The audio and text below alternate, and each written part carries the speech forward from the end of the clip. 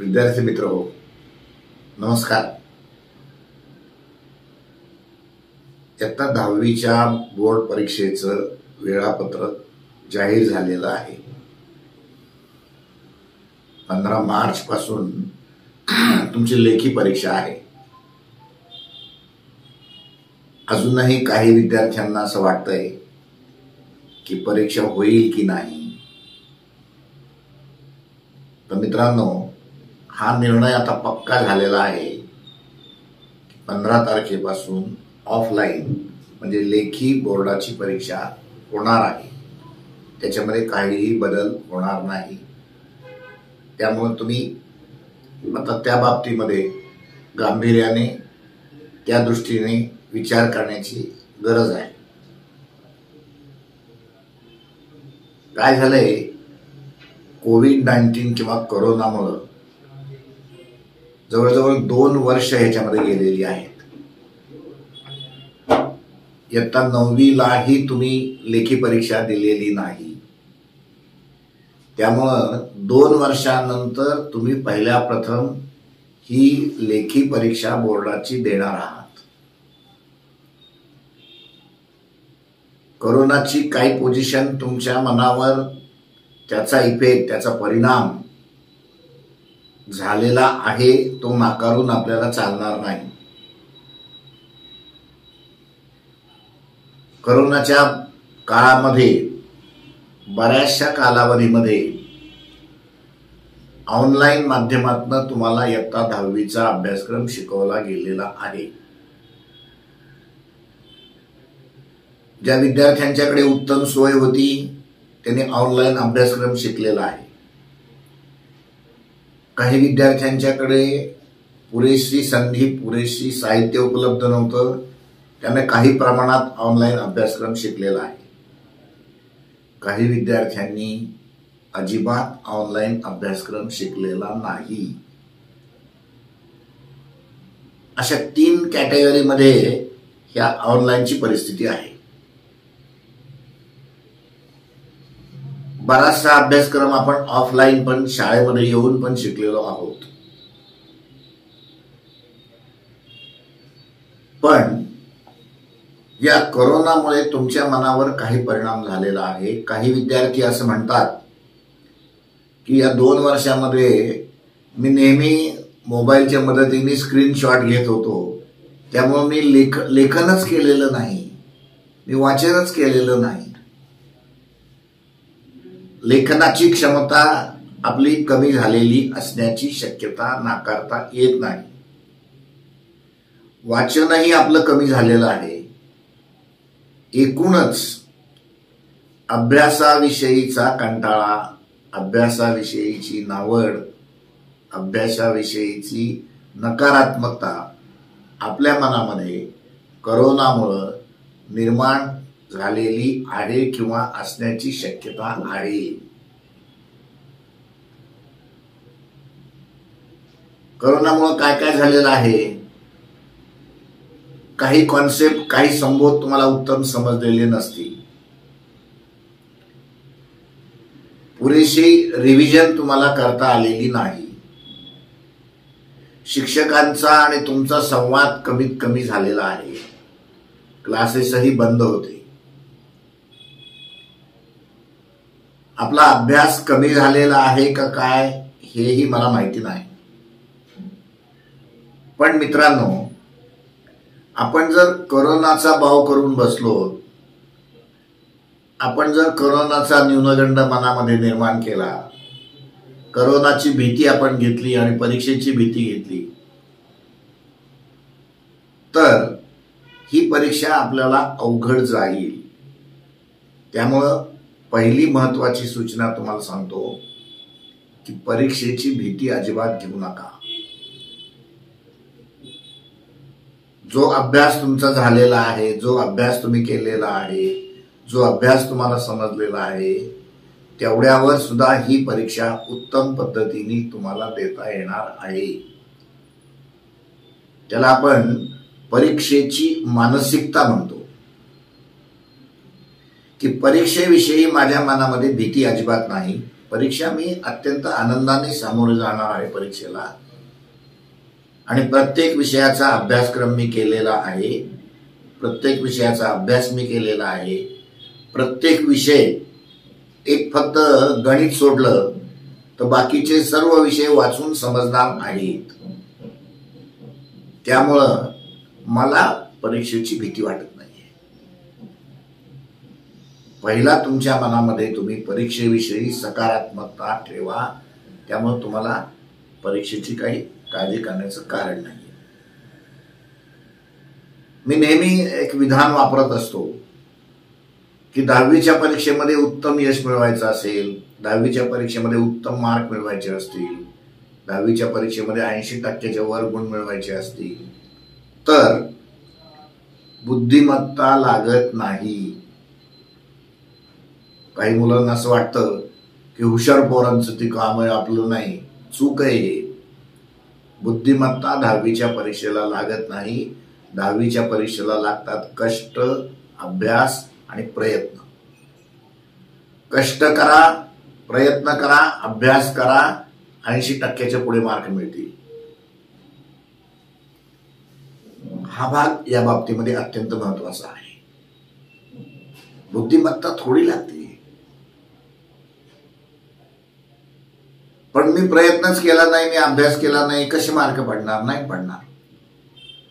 माझं तर स्वच्छ मत आहे की शाळेतल्या शिक्षकांनी शिकवल्यामुळे मार्क पडतील का? नाही पडणार.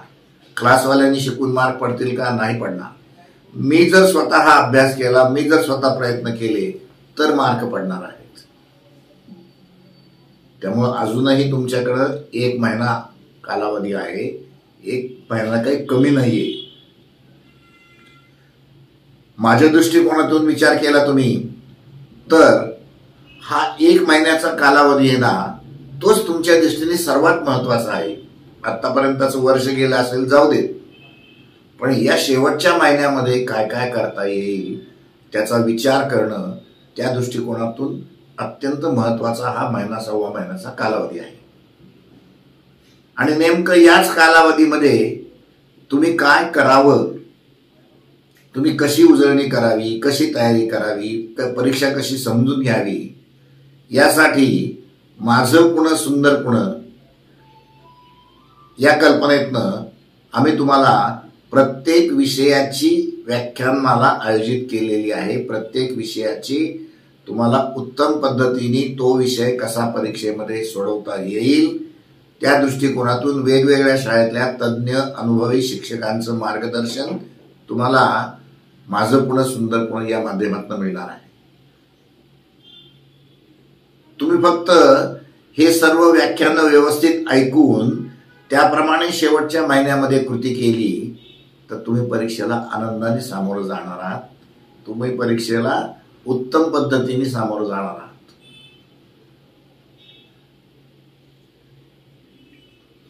या परीक्षेसाठी सामोरं आनंदाने जायचं म्हणजे नेमकं काय करायचं?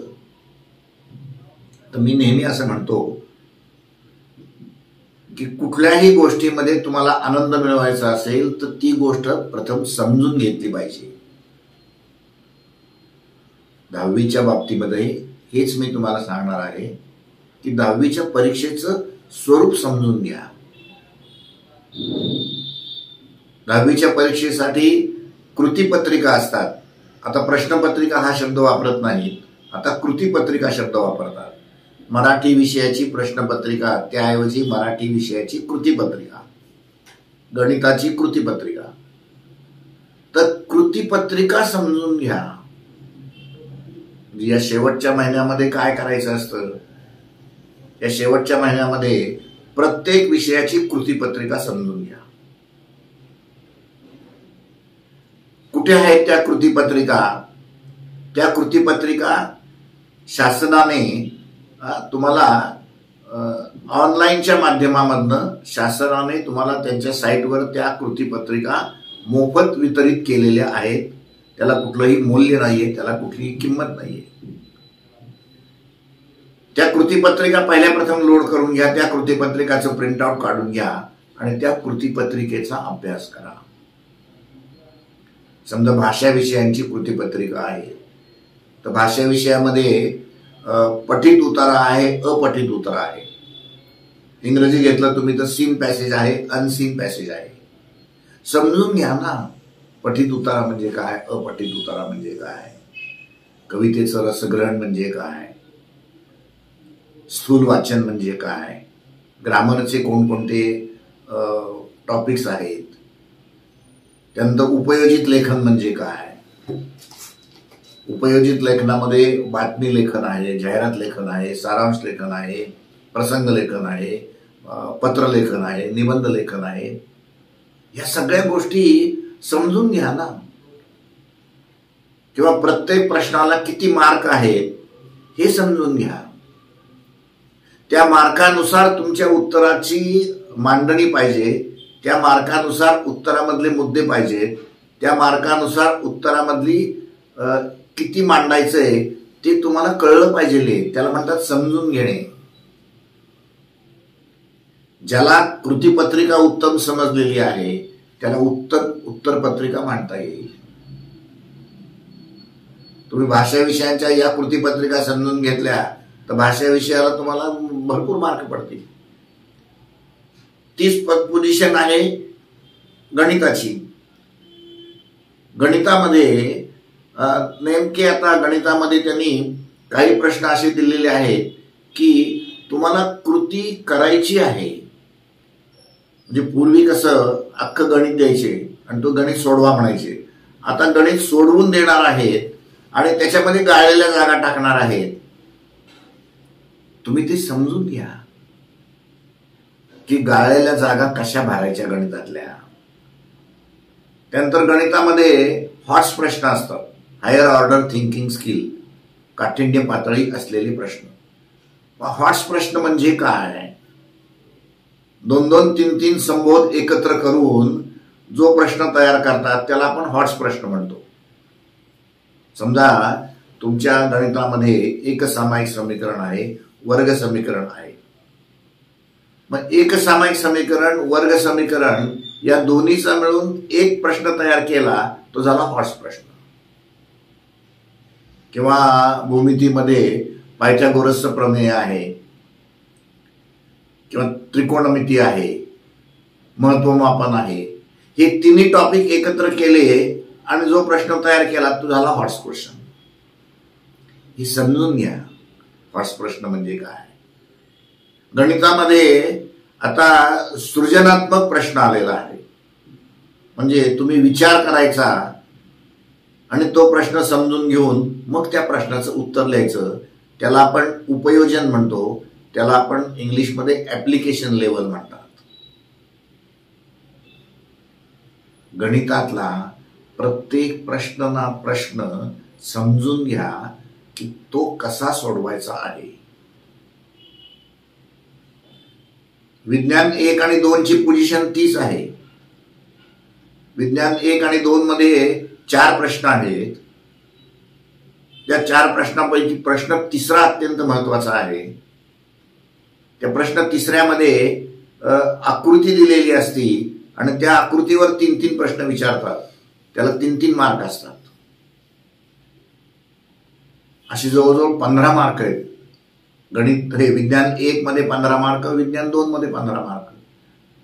40 पैकी 15 मार्काचे प्रश्न तिसऱ्यातच आहेत. मग तुम्ही काय करायला पाहिजे, तुम्ही विज्ञान 1चं पुस्तक घ्या, विज्ञान 2चं पुस्तक घ्या आणि विज्ञान 1 मधली प्रत्येक धड्यामधली प्रत्येक आकृती समजून घ्या. विज्ञान 2च्या पाठ्यपुस्तकामधल्या प्रत्येक धड्यातली आकृती समजून घ्या. असं जर सर्व पुस्तकातल्या आकृती समजून घेतल्या तर तुम्हाला अख्खं पुस्तक येईल ना, अख्खं पुस्तक कळेल. विज्ञान 1-2चा अभ्यास करून झाला ना तयार. याला म्हणतो आपण समजून घेणे.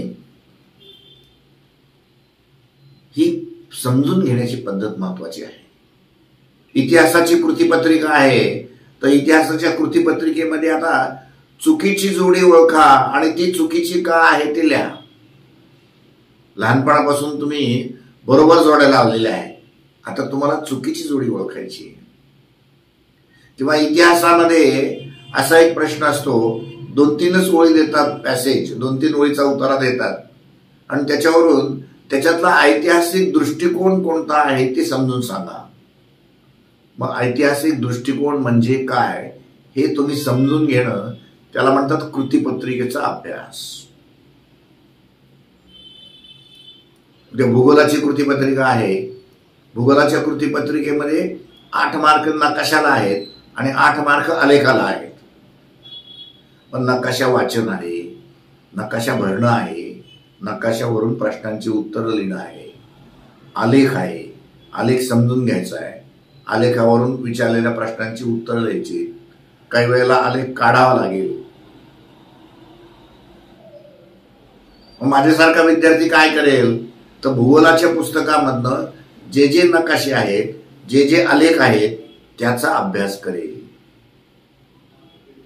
म्हणजे अख्खं भूगोलाचं पुस्तक तयार होईल. त्यामुळं पहिली महत्वाची सूचना तुम्हाला सांगतो की परीक्षेच्या यशासाठी, परीक्षेला आनंदाने जाण्यासाठी पहिल्या प्रथम कृतीपत्रिका, प्रत्येक विषयाची प्रश्नपत्रिका समजून घ्या. म्हणजे मग तुमचा जो आत्मविश्वास असतो ना, त्याला आपण कॉन्फिडन्स म्हणतो, तो कॉन्फिडन्स वाढेल.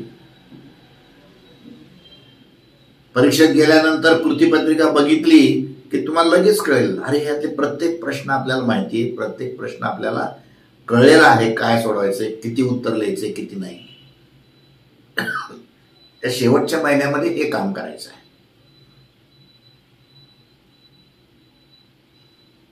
दुसरा महत्वाचा भाग तुम्हाला सांगतो की ही परीक्षा किती सोपी आहे त्याचं एक उदाहरण सांगतो तुम्हाला मी.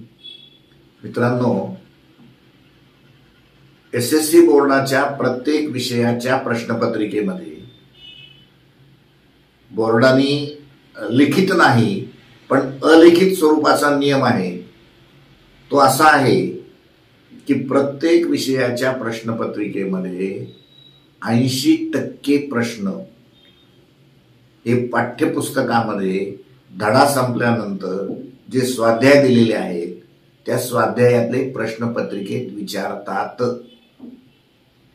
तुम्ही आता मार्च 22ला जी बोर्डाची परीक्षा देणार आहात त्या बोर्डाच्या परीक्षेत सुद्धा मराठी विषयामध्ये 80% प्रश्न पाठ्यपुस्तकाच्या धड्याखाली जे स्वाध्याय दिले त्यातले आहेत.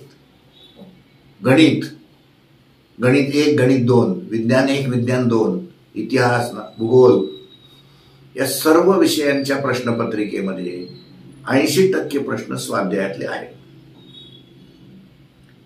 याचा अर्थ म्हणजे तुमच्या भाषेत बोलायचं असेल ना तर 80% प्रश्नपत्रिका फुटलेलीच आहे ना. तुम्हाला ते माहिती नाहीये. मग तुम्ही काय करायला पाहिजे? आपल्याला जर 80% मार्क मिळवायचे असतील तर 10वीचा प्रत्येक विद्यार्थीनी काय करेल, या शेवटच्या महिन्यामध्ये प्रत्येक विषयातल्या प्रत्येक धड्यावरचे स्वाध्याय सोडवेल. ज्या विद्यार्थ्यांना शक्य आहे त्यांनी त्या स्वाध्यायाच्या प्रश्नाची उत्तरं लिहिली तरी चालतील. एक स्वतंत्र वही करा आणि त्या प्रत्येक वहीमध्ये त्या स्वाध्यायाचं प्रश्न आणि उत्तर लिहा. याला आपण रिव्हिजन म्हणतो, याला उजळणी म्हणतात. यातनं काय काय होणार आहे? परीक्षेची 80% तयारी होणार आहे. This is part number 1. Part number 2 काय आहे? तुमची लेखनाची क्षमता वाढणार आहे. तुम्ही म्हणता ना की कोरोनात आम्ही काही लिहिलं नाही त्याच्यामुळे आमचा लेखनाचा स्पीड कमी झालाय, लिखाणाचा वेग कमी झालाय. तुम्ही स्वाध्याय घरी लिहा, सोडवा, तुमची लेखनाची क्षमता वाढेल. आणि तिसरी महत्वाची गोष्ट की तुमचा कॉन्फिडन्स, तुमचा आत्मविश्वास परीक्षेविषयी वाढेल की मला 80% प्रश्न तर 100% येणार आहेत. मित्रांनो, ही परीक्षा फार सोपी आहे. म्हणजे मी कोरोनाचे आभार मानेल, कारण कोरोनामुळं बोर्डाने असा निर्णय घेतलाय की शक्यतो पाठ्यपुस्तकातले सगळे प्रश्न पोरांना विचारायचे. केवढी चांगली संधी तुम्हाला आता यावर्षी प्राप्त झाली. तुम्ही जर सकारात्मक पद्धतीने परीक्षेकडे बघितलं तर तुम्हाला यावर्षी तुलनात्मक दृष्ट्या प्रश्नपत्रिका सोप्या येणार आहेत. प्रश्नपत्रिका पाठ्यपुस्तकातल्या स्वाध्यायावरच्या असणार आहेत. त्यामुळे अजिबात काळजी करत बसू नका. तुम्ही तुमच्या मनाची इतकी घट्ट पकड ठेवा की ही परीक्षा या वर्षीची अत्यंत सोपी असणार आहे आणि मी या परीक्षेत उत्तम यश मिळवणार आहे. पण हे स्वाध्याय तुम्हाला केले पाहिजे. मी सांगितलंय, कष्ट, प्रयत्न आणि अभ्यास हे मात्र तुम्हाला केलं पाहिजे. या शेवटच्या महिन्यामध्ये माझं व्यक्तिगत मत असं आहे की तुम्ही टाइम प्लॅनिंग केलं पाहिजे, वेळेचं नियोजन केलं पाहिजे. आपल्याजवळ एकूण 24 तास आहे. त्या 24 तासापैकी 8 तास झोप घेतली, रात्रीची झोप घ्या, दिवसा झोपू नका. 8 तास दिले झोपेला, दिले 8 तास, 16 तास उरले. शाळा असेल, शाळेला दिले 5 तास, 16तले 5 गेले, 11 तास राहिले. क्लास लावला असेल, 2 तास क्लासला गेले, 9 तास राहिले. 2 तास सकाळ संध्याकाळचं जेवण, 7 तास राहिले. 1 तास रिलॅक्स, गप्पा मारणे, मित्राशी गप्पा मारणे, मोबाईल पाहणे, टीव्ही पाहणे, तरी 6 तास राहिले. 6 तास तरी अभ्यास करा ना. प्रत्येक मुलांनी जर 6 तास अभ्यास केला ना या शेवटच्या महिन्यामध्ये, तर प्रत्येक मुलगा 80% पुढे मार्क मिळवणार आहे. पण तुमच्याशी प्रामाणिक राहा. 6 तासाचं प्लॅन करा. त्यातले 2 तास भाषा विषयाला द्या, 2 तास गणित सायन्सला द्या आणि 2 तास समाजशास्त्राला द्या. स्वाध्याय सोडवा, कृतीपत्रिका समजून घ्या. अभ्यास करायचा म्हणजे नेमकं काय करायचं? अभ्यास करायचा म्हणजे स्वाध्याय काढायचा, पुस्तकात बघून उत्तरं लिहून काढायची. तुमच्याकडे गाईड असेल, मार्गदर्शक असेल, गाईडमध्ये बघून उत्तरं लिहून काढा ना. मी काही असं म्हणत नाही गाईड वापरू नका, वापरा, गाईड सुद्धा वापरा. पण तुमच्या हाताने लिहिलं गेलं पाहिजे. म्हणजे मग आपल्या मनाची तयारी उत्तम होती. कारण तुमची मानसिकता सकारात्मक व्हायला पाहिजे, तुमच्या मनाची तयारी व्हायला पाहिजे. त्यामुळे हा दुसरा प्रयत्न करा. तिसरा प्रयत्न मी तुम्हाला सांगणार आहे की बाजारामध्ये प्रश्नपत्रिकाची संच आलेले आहेत किंवा शासनाने तुम्हाला मोफत प्रश्नपत्रिका उपलब्ध करून दिलेल्या आहेत. ज्या विद्यार्थ्यांच्याकडं इंटरनेट आहे त्यांनी त्या प्रश्नपत्रिका डाउनलोड करून घ्याव्यात. ज्या विद्यार्थ्यांच्याकडे इंटरनेट नाही त्यांनी शाळेमध्ये जावं आणि शाळेला सांगावं की महाराष्ट्र शासनाने, त्याला आपण SCRT म्हणतो, SCRTनी प्रत्येक विषयाच्या 5-5 प्रश्नपत्रिका साईटवर टाकलेल्या आहेत. शाळेतनं त्या साईटवर प्रश्नपत्रिका आहेत ना, त्याचे प्रिंटआउट काढून घ्या आणि त्यापैकी प्रत्येक विषयाच्या 3-3 प्रश्नपत्रिका सोडवा. प्रत्येक विषयाच्या 3 प्रश्नपत्रिका जर तुम्ही सोडवल्या ना तर तुम्ही गेलात 80-85% पुढे. त्या 3 प्रश्नपत्रिका मधलेच प्रश्न परीक्षेत असणार आहेत. त्याला आपण उजळणी म्हणतो, त्याला आपण उत्तर पत्रिका लेखनाचं कौशल्य म्हणतो. या 3 प्रश्नपत्रिका सोडवताना मात्र मनापासून सोडवा, खराब लिहू नका. परीक्षेमध्ये तुम्हाला कमी मार्क मिळतात त्याचं मुख्य कारण आहे तुमचं लेखन खराब आहे, तुमचं हस्ताक्षर खराब आहे. असा मनाशी पक्का निर्धार लिहा की मी लिहील तर उत्तम लिहील. उत्तम लिहिण्यासाठी मोठं अक्षर काढा, अक्षरावर रेषा मारा, 2 शब्दामध्ये अंतर ठेवा. या 3 गोष्टी पाळल्या ना की मोठं अक्षर काढायचं, अक्षरावर रेष मारायची, 2 शब्दामध्ये पुरेसा अंतर ठेवायचं, उत्तम दिसतं हस्ताक्षर. प्रॅक्टिस करा. तुमच्याकडे अजून 1.5 महिना कालावधी आहे. तुम्हाला ज्या प्रश्नपत्रिका सोडवायच्या आहेत त्या या पद्धतीने सोडवा. या पद्धतीने प्रश्नपत्रिका 3-3 सोडवल्या की लेखनाची पण प्रॅक्टिस होईल, हस्ताक्षराची प्रॅक्टिस होईल. कारण तुमचं लेखन उत्तम असेल तर तुम्हाला उत्तम मार्क पडणार आहे. जसं लेखन खराब आहे त्याला कमी मार्क पडणार आहेत. तेव्हा लेखनाची काळजी घ्या. हा प्रत्येक विद्यार्थ्याच्या मनामध्ये ना एक प्रश्न नेहमीचा असतो. म्हणजे त्या 10वीच्या विद्यार्थ्याला विचारला ना, काय कसं चाललाय अभ्यास, परीक्षा जवळ आली, अभ्यास झाला की नाही, त्यांचं नेहमीचं उत्तर असतं, अहो काय काका, मी ना खूप वाचतो पण माझ्या काही लक्षातच राहत नाही, किंवा परीक्षेच्या वेळेला मला नेमकं आठवत नाही. माझ्या लक्षात राहत नाही, परीक्षेच्या वेळेला नेमकं आठवत नाही. यासाठी काय करायला पाहिजे? यासाठी आपल्याला अभ्यासाची पद्धत बदलली पाहिजे. अभ्यासाची पद्धत बदलली पाहिजे.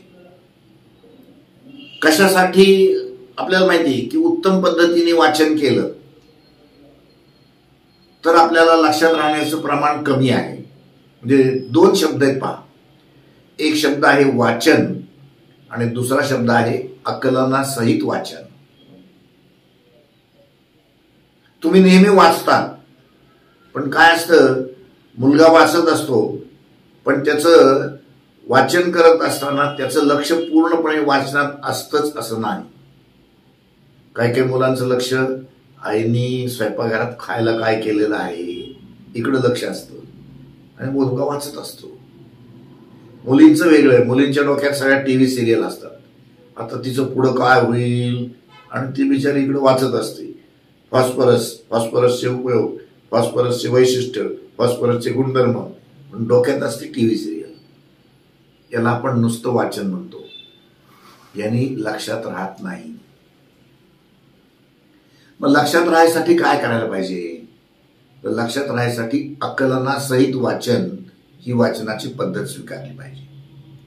काय आहे ती पद्धत? पहिली महत्वाची गोष्ट, मी कशासाठी वाचणार आहे? तर मला प्रश्नपत्रिकेमध्ये समजा विज्ञान विषयाचं पुस्तक वाचतोय. का वाचतोय? तर मला विज्ञान 1 मध्ये 40 पैकी 36-37 मार्क पडावेत म्हणून मी वाचणार आहे. इतिहासाचं पुस्तक मी का वाचणार आहे? इतिहासामध्ये मला 40 पैकी 35च्या वर मार्क पडावेत म्हणून मी वाचणार आहे. मार्क कशात पडणार आहेत? मार्क पडणार आहेत कृतीपत्रिकेमध्ये, मार्क पडणार आहेत प्रश्नपत्रिकेमध्ये. मग ती प्रश्नपत्रिका समजून घेणार मी.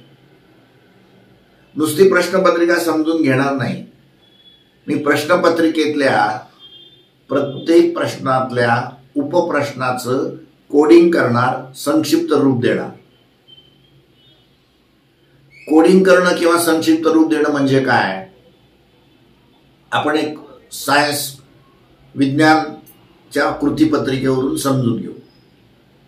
तुम्हाला माहिती विज्ञान विषयाच्या कृतीपत्रिकेमध्ये प्रश्न 1 बहुपर्यायी प्रश्न आहे. मग त्याचं मी कोडिंग काय करणार? ब-प्र संक्षिप्त रूप दिलं. बहुपर्यायी प्रश्न ब-प्र. प्रश्न 1 काय आहे? त्याच्यामध्ये रिकाम्या जागा भरा आहे, री-जा. जोड्या लावा आहे, जो-ला. विसंगत घटक ओळखा, वी-घ. चूक की बरोबर, चू-ब. एका वाक्यात उत्तर द्या, नुसतं ए-वा. संक्षिप्त रूप केलं. प्रश्न दुसऱ्यामध्ये काय आहे? शास्त्रीय कारण, शाका. रासायनिक समीकरण, रास. भौतिकशास्त्रातलं उदाहरण, मग उदा.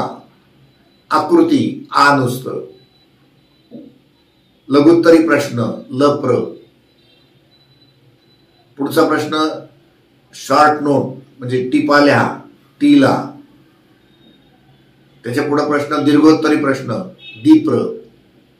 याला आपण म्हणतो कोडिंग केलं, संक्षिप्त रूप दिलं. तुम्ही विद्यार्थ्यांनी काय करायला पाहिजे?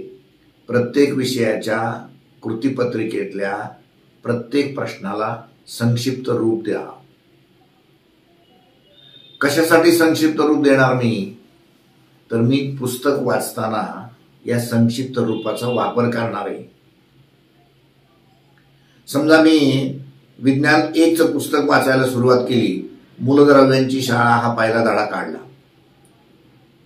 मूलद्रव्यांच्या शाळा या पहिल्या धड्यामध्ये जर तिथं असेल की आतापर्यंत पृथ्वीवर 108 मूलद्रव्यांचा शोध लागलेला आहे. मी काय करेल, लाल पेन घेईल आणि 108 ला अंडरलाईन करेल, अधोरेखित करेल आणि पुस्तकात लिहून ठेवेल. रिजा आला तर प्रश्न याच्यावर रिकाम्या जागा भरायचा येईल. त्याच्या पुढे वाचत गेल्यानंतर मूलद्रव्यांची विभागणी धातू, अधातू आणि धातू सदृश मूलद्रव्ये अशी केलेली आहे. धातूचं उदाहरण दिलंय, अधातूचं दिलंय, धातू सदृशचं दिलंय. मी त्याला अधोरेखित करून ठेवणार आणि पुस्तकात लिहिणार. लप्र आला तर याच्यावर लघुत्तरी प्रश्न येईल, आला तर याच्यावर लघुत्तरी प्रश्न येईल. त्याच्या पुढे गेल्यानंतर न्यूलँड्स अष्टकाचा नियम दिलाय, तो पूर्ण अधोरेखित करून ठेवेल मी आणि पुस्तकात लिहून ठेवेल. नियम आला तर हा नियम परीक्षेत येईल. त्याच्या पुढे गेल्यानंतर मॉडर्न पिरियडिक टेबलची वैशिष्ट्य दिलेली, आधुनिक आवर्त सारणीची वैशिष्ट्य दिलेली आहेत. 1, 2, 3, 4, 5 वैशिष्ट्य दिली, ती अधोरेखित करेल मी आणि पुस्तकात लिहून ठेवेल. दीप्र आला तर याच्यावर दीर्घोत्तरी प्रश्न येईल. म्हणजे बघा मी काय काय करतोय. एक, मी वाचतोय म्हणजे 25% माझं वाचनात लक्ष आहे. दुसरा, मी विचार करतोय की याच्यावर कोणता प्रश्न येईल, म्हणजे 25% माझं विचार करण्यात लक्ष आहे. मी उत्तर अधोरेखित करतोय, 25% माझं तिथं लक्ष आहे. आणि मी प्रश्न पुस्तकात लिहितोय, तिथं 25% लक्ष आहे. म्हणजे माझं 100% वाचनात लक्ष आहे. जेव्हा तुमचं वाचनामध्ये 100% लक्ष असतं तेव्हा तुमची स्मरणशक्ती 80% असते. लक्षात राहण्याचं प्रमाण 80% असतं. म्हणून तुम्ही काय करा की 100% वाचनात लक्ष घ्या आणि याला आपण म्हणतो आकलनासहित वाचन. जो भाग तुम्ही पुस्तकात अधोरेखित केलेला आहे ना, तोच भाग नंतर तुम्ही लिहून काढा. त्याला म्हणतात नोट्स काढणे. मी नोट्स काढल्या, मी दुसऱ्याच्या नोट्स नाही वापरणार, माझ्या नोट्स मी काढणार. नोट्स काढणे हा महत्वाचा भाग आहे. किंवा जे तुम्ही अधोरेखित केलेला भाग आहे त्यासाठी अशी एक छोटी वही करा, डायरी करा आणि या छोट्या डायरीमध्ये ना फक्त पॉइंट्स लिहून ठेवा. कारण बोर्डाच्या उत्तरपत्रिकेमध्ये जितके जास्त पॉइंट्स असतील, जितके जास्त मुद्दे असतील, तेवढे जास्त मार्क मिळतात. या वहीमध्ये फक्त मुद्दे लिहून ठेवायचे. अधोरेखित केलेला भाग आहे ना, तो या वहीत लिहून ठेवायचा आणि ही वही सतत वाचायची. कधीही मोकळा वेळ मिळाला की ही वही वाचायची, म्हणजे तुमच्या मुद्दे लक्षात राहतील. मुद्दे लक्षात राहिले की परीक्षेमध्ये उत्तर लिहिता येते. समजा नाही मुद्द्याचं स्पष्टीकरण लिहिता आलं, नुसता मुद्दा लिहिला ना तरी परीक्षेत मार्क पडतात. मात्र ही वही परीक्षेत नेऊ नका बरं का, नाही तर म्हणताल देशमुख सरांनी बेस्ट आयडिया दिली, राव खिशात वही घेऊन जातो, कॉपी नाही करायची अजिबात. याला आपण अभ्यासाच्या पद्धती म्हणतो की मुद्दे काढणं, ते मुद्दे तयार करणं, आकलनासहित वाचन करणं. आकलनासहित वाचन केलं की तुम्हाला लक्षात राहण्याचं प्रमाण वाढते. अशा जर अभ्यास पद्धती वापरल्या तर मग तुम्हाला परीक्षा अजिबात अवघड नाही. तुमची अभ्यासाची तंत्र वेगवेगळी पाहिजे, तुमच्या अभ्यासाच्या पद्धती पाहिजेत, तुमच्या अभ्यासाच्या सवयी पाहिजेत. या वेगवेगळ्या पद्धतीने वापर करा, मग तुम्हाला उत्तम पद्धतीने यश मिळू शकतं. आणि सर्वात शेवटी महत्वाचं काय आहे, सर्वात शेवटचं पण अत्यंत महत्वाचं आहे की इयत्ता 10वीच्या परीक्षेमध्ये 1ली ते 10वी मध्ये सर्वात सोपा अभ्यासक्रम आणि सर्वात सोपी परीक्षा आहे 10वीची. यावर्षी तुम्हाला प्रत्येक विषयाच्या उत्तरपत्रिका लिखाणासाठी 80 मार्काच्या विषयाला अर्धा तास शासनाने वाढवून दिला आहे आणि 40 मार्कासाठी 15 मिनिटं वाढवून दिलेले आहेत. पण तुम्ही तुमचं जजमेंट घ्या की आपल्याला मराठी विषयाला 3 तासाच्या ऐवजी 3.5 तास मिळणार आहे. मग 3.5 तासामध्ये मी कशी प्रश्नपत्रिका सोडवणार आहे. त्याला आपण टाइम प्लॅनिंग म्हणतो, त्याला आपण परीक्षेचा वेळेचं नियोजन म्हणतो. कारण काही पोरं उगाचच म्हणतात की मला ना वेळ पुरला नाही. वेळ पुरला नाही हे म्हणण्यापेक्षा आधीच प्लॅन करा ना की मला मराठी विषयाला 3.5 तास मिळणार आहे, तर 3.5 तासामध्ये मी संपूर्ण प्रश्नपत्रिका, संपूर्ण कृतीपत्रिका कशी सोडवून होईल त्याचा विचार मी आधी करेल. समजा गणित विषय आहे, 40 मार्काची गणिताची प्रश्नपत्रिका आहे, त्यासाठी 2 तासाच्या ऐवजी 2.25 तास मिळणार आहेत यावर्षी. मग 2.25 तासामध्ये मला 40 मार्काची प्रश्नपत्रिका कशी सोडवता येईल, कोणत्या प्रश्नाला किती वेळ द्यायचा. कारण मित्रांनो, त्या 3.5 तासामध्ये आणि त्या 2.25 तासामध्ये तुम्ही जो विचार करताना त्याच्यावर तुमची सगळी यश अवलंबून आहे. पण ते 3.5 तास मला उत्तम जावेत, ते 2.25 तास मला उत्तम जावेत, त्यासाठी मी आधीच नियोजन करेल की मी प्रश्न 1 वस्तुनिष्ठ प्रश्न आहे, ऑब्जेक्टिव्ह प्रश्न आहे, तर त्याला कमी वेळ देणार. प्रश्न 3 दीर्घोत्तरी प्रश्न आहे, त्याला मला जास्त वेळ लागेल. मग कोणत्या प्रश्नाला किती वेळ लागतोय हे जर आधी जजमेंट घेतलं, कोणत्या प्रश्नाला किती वेळ लागतोय ह्याची जर आधी तयारी केली तर आपल्याला परीक्षेमध्ये सोपं जाईल ना. याला म्हणतात परीक्षेची मानसिकता, याला म्हणतात परीक्षेविषयीचा सकारात्मक दृष्टिकोन समजून घेणे, याला म्हणतात परीक्षेची उत्तम तयारी करणे. हे जर तुम्ही केलं तर मग तुम्हाला परीक्षेत भीतीच वाटणार नाही. तुम्हाला माहिती आहे की प्रश्न 3 दीर्घोत्तरी प्रश्न आहे, त्याला माझ्याकडे मी खास वेळ 10 मिनिटं ठेवलेला आहे.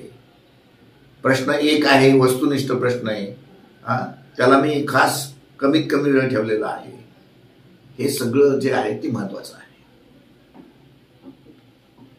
हा जर विचार केला तुम्ही तर मग मला नाही वाटत ही बोर्डाची परीक्षा अवघड आहे किंवा बोर्डाच्या परीक्षेची आपल्याला भीती बाळगायचं कारण नाही. त्यामुळे मित्रांनो, लक्षात ठेवा की वर्षभर केलेल्या अभ्यासापेक्षा, वर्षभर केलेल्या तयारीपेक्षा या शेवटच्या महिन्यातली तयारी, या शेवटच्या महिन्यातले कष्ट, या शेवटच्या महिन्यातले प्रयत्न अत्यंत महत्त्वाचे आणि जास्तीत जास्त गुण मिळवून देणारे आहेत. दुसरा महत्त्वाचा भाग, प्रत्येक विषयाचे स्वाध्याय उत्तम पद्धतीने तयार करायचं, पाठ्यपुस्तकावर प्रभुत्व मिळवायचं. पाठ्यपुस्तकं एक धडा 2 वेळा वाचून घ्या, त्यामुळे पाठ्यपुस्तकावर प्रभुत्व मिळेल. स्वाध्यायाची उत्तरं तयार झाली की 80% तयारी झालेली आहे. आणि शेवटचा महत्त्वाचा भाग, 3 प्रश्नपत्रिका सोडवल्या की 90% तयारी होणार आहे. असं करत जर तयारी केली तुम्ही तर प्रत्येकाला 80-85% नक्की मार्क पडतील. त्यासाठी तुम्हाला माझं पुणे सुंदर पुणे यांच्याकडून ही खास भेट देत आहोत आणि शुभेच्छा पण देत आहोत. माझं पुणे सुंदर पुण्यातर्फे ज्या तुम्हाला शुभेच्छा आहेत त्या किरकोळ नाही आहेत, 2-2, 3-3% आहेत. असं करत तुम्हाला प्रत्येकाला 80% पुढे मार्क पडावे ही सदिच्छा व्यक्त करतो आणि थांबतो.